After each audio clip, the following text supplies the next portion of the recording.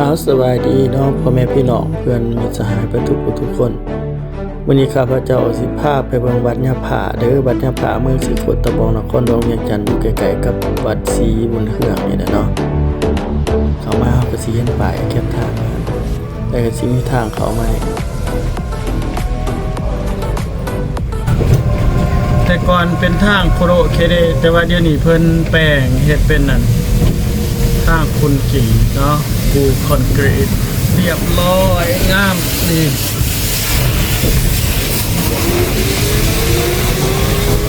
ทางเขาวัดกับทางเขาวานเดียวกัน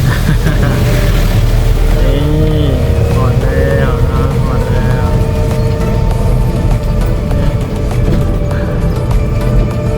เดี๋ยวเราจะเข้าไปทางเบื้องนี้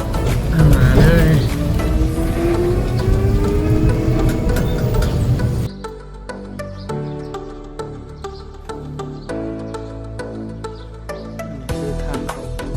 ประตูเขาวัดยะผา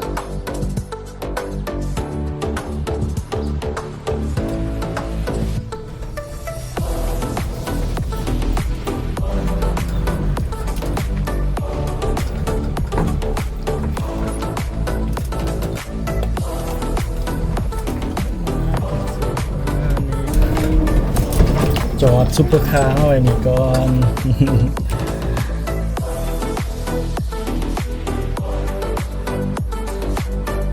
ฮอดเด้อวัดยะผาเนาะอันนี้คือวัดยะผา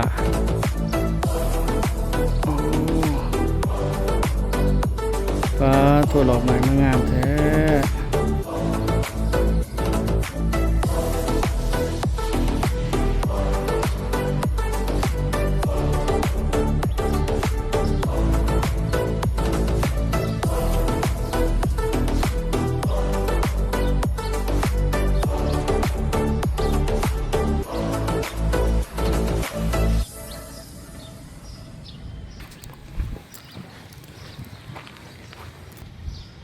วันนี้เพิ่นกำลังเฮ็ด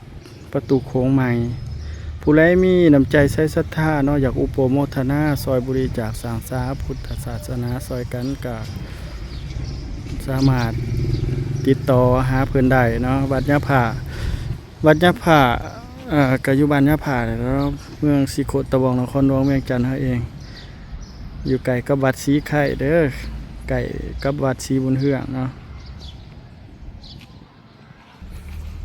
เดี๋ยวเฮามาย่างเบิ่งไปรอบเลาะพร้อมกันอันนี้แม่นหลอกอีหยังไผหูแน่คือว่างามสะดุดตาคักแท้งามหลายพี่น้องเอ้ยเอามาเบิ่งไกลๆนำกัน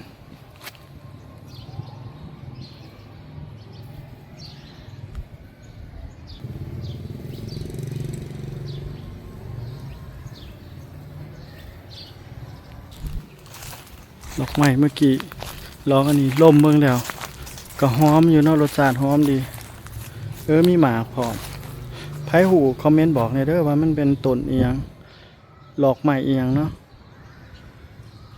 บ่หูซื้อมันหาก็เคยเห็น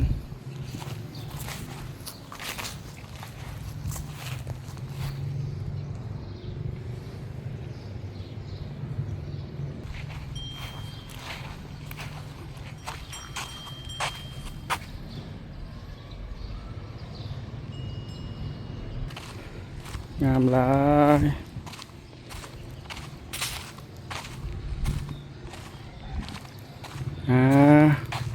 พามาขอพรอีกสาธุเลยเนาะข้าน้อยหรือว่าผู้ใดได้เห็นพระพุทธรูปนี้เดี๋ยวเบิ่งคลิปนี้ก็ขอให้อยู่ดีมีแห้งให้ทุกข์ให้โศกให้โรคให้ภัยให้พยาธิโรคฆ่าความเจ็บจะไรความไขยามีอยู่ดีมีไส้ถือคุ้ยด้วยเบอร์เนาะขาขายง่ายมือกะขอให้คืนให้เกิน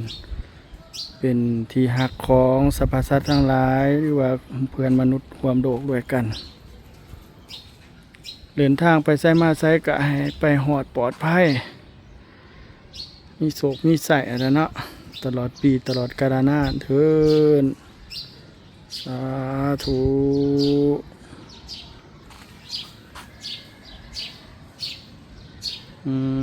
พญานาคพญานาค7 หัวโอ้งามแท้เอาเบิ่งทางร้านข้างทางขึ้นกุฏิเพิ่นเนาะกุฏิเพิ่นเฮ็ดใหม่แต่ก่อนน่ะแม่นเป็นกุฏิใหม่นี่เพิ่นก็เฮ็ดสำเร็จเพิ่นก็เฮ็ดกุฏิใหม่เฮ็ดสำเร็จน่าจะประมาณ 3-4 ปีหลังนี่แหละกำแพงเพิ่นก็เริ่มเฮ็ดใหม่คือว่าเนาะผู้ใดอยากซอยสร้างอุปโมทนาสร้างสาวัดว่าพุทธศาสนากะอุปโมทนาได้แต่ว่าบ่ต้องบ่ต้องโมทนาน้ำข่อยได้เนาะบ่ต้องโมทนาน้ำข้าพเจ้าเด้อให้มาหาเพิ่นเองเนาะอยู่วัดญาพระวัดญาพระหวานญาพระนี่ล่ะเนาะใกล้ๆกับสีไข่เมืองสีโคตะบองนครหลวงเวียงจันทน์เด้อไปบ่ฮอดจอดบ่ถึงก็คอมเมนต์มาใน YouTube นี่ก็ได้เดี๋ยวสิหาวิธีทางติดต่อให้สำหรับผู้ที่มีใจบุญเนาะใจกุศลโอ้งามหลายโอ้อันนี้เว้าผิดเนาะบ่แม่นศาลาบ่แม่นกุฏิเด้เป็นศาลาโรงธรรมโอ้สวย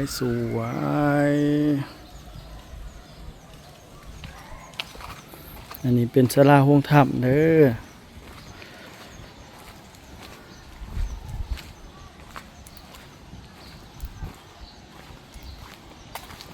มีบอนนั่งเพิ่นเฮ็ดบอนนั่งให้ออกต้นญาติโยมหลายเนาะยามบุญยามงานนี่สะดวกสบายเอาคัก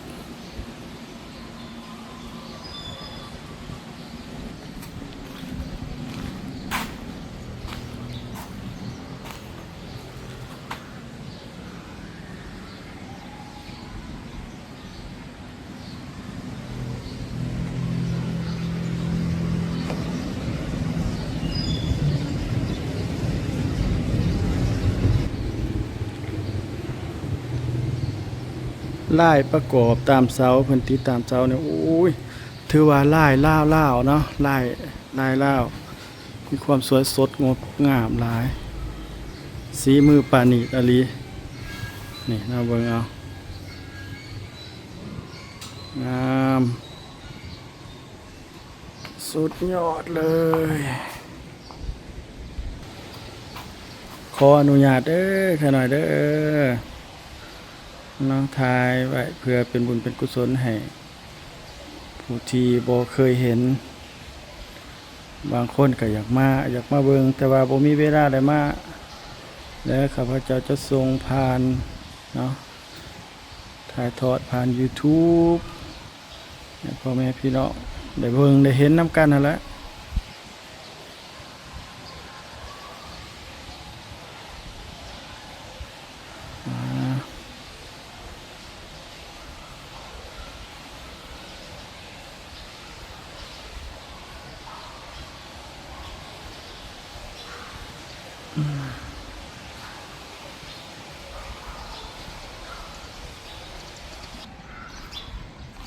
อันนี้ก็ซิมพัทซิมามีพญานาค2 โตแต่ละคันได้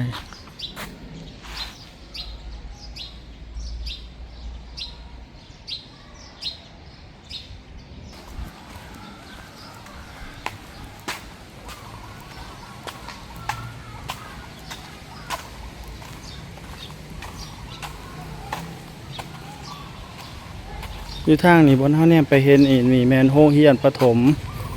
โรงเรียนเนาะเป็นโรงเรียน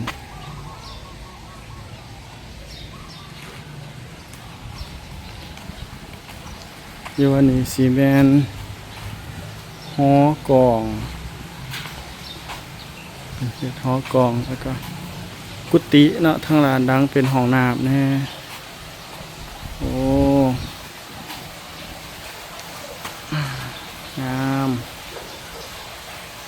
บ่ได้มาหล่นเปลี่ยนแปลงไปหลายพัฒนาได้ดีเว้ย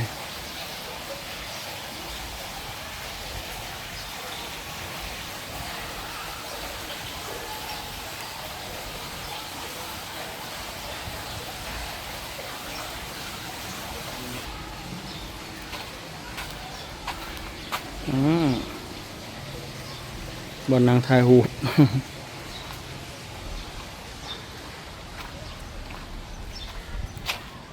ปันเมจ้านางธรณี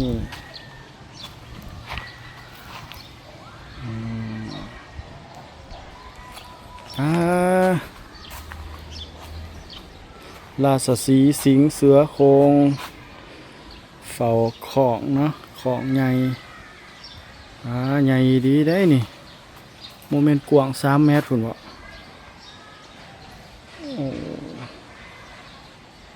ลองตีเบิ่งว่าเนาะ ขันสิตีบางอย่างเพิ่นตื่นบ่ได้ตีก็ย่อมือสาธุเอาก็ได้บุญคำน้ำสู่แล้วเนาะมื้อนี้โศกมารสารไส้โศกใหญ่มหาลาภเข้ามาหาออกตนญาติโยมทุกผู้ทุกคนผู้ใดได้เบิ่งได้เห็นเป็นบุญอันยิ่งใหญ่เนาะ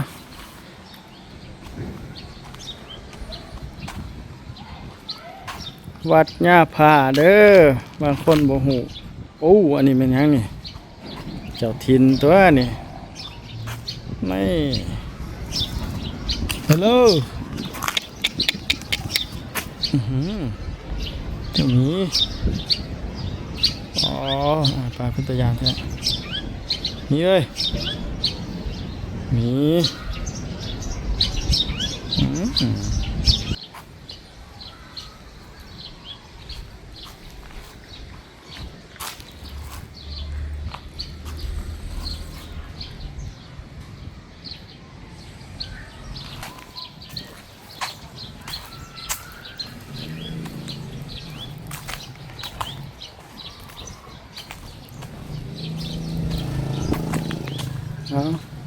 เป็นอันว่าหล่อเบิงจนจบครบทุกบอนเนาะกะโบกวงใหญ่ปันไดบาดเพิ่นกับโบใหญ่ปันไดเพิ่นสร้างเพิ่นสาใส่หลายอันหลายแนวเปลี่ยนแปลงจากตัวเก่าหลายเนาะเบิง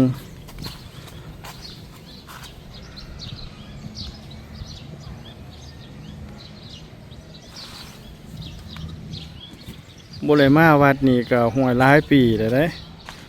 7-8 ปีแล้วที่บ่อ๋อ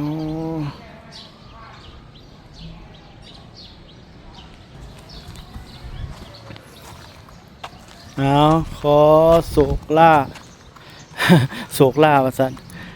ขอล่าได้เนาะเบิ่งเบิดทุกหม่องทุกบอนแล้วบ่มีบอนเบิ่งแล้วก็สิได้พากันกลับไปทางอื่นไปเบิ่งบอนอื่นอีกผู้ใดเบิ่งจนจบโชคดีมีไส้เด้ออยู่ดีมีแห้งความเจ็บอย่าไหลความไข้อย่ามีเอาถ้าที่สุดอยู่ดงก็อย่าลืมกดไลค์กดแชร์กด Subscribe กดติดตามให้แน่เนาะเพื่อเป็นกำลังใจให้คนถ่ายคลิปนี่แหละบ๊ายบายเด้อพี่น้อง